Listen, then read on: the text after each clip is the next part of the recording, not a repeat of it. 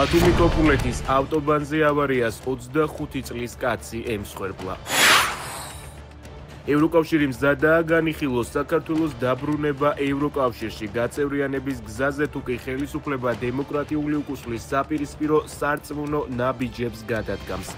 პასუხისმგებლობა მხოლოდ საქართველოს ხელისუფლებას ეკისრება.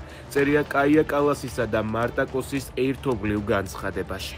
საქართველოში სიგარეტის იმპორტი რეკორდულ მაჩვენებელზეა. ბოლო 16 წლის განმავლობაში იანვარ-აპრილის პერიოდში თანხობრივად ყველაზე მეტი სიგარეტი 2025 წლის პირველ 4 თვეში შემოვიდა.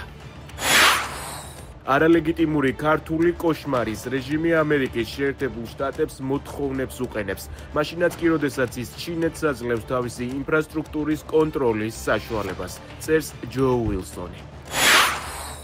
რუსეთს მშვიდობა უნდა ვაიძულოთ. ზელენსკი ამერიკელ სენატორებს შეხვდა, რომლებიც სასანქციო პაკეტზე მუშაობენ.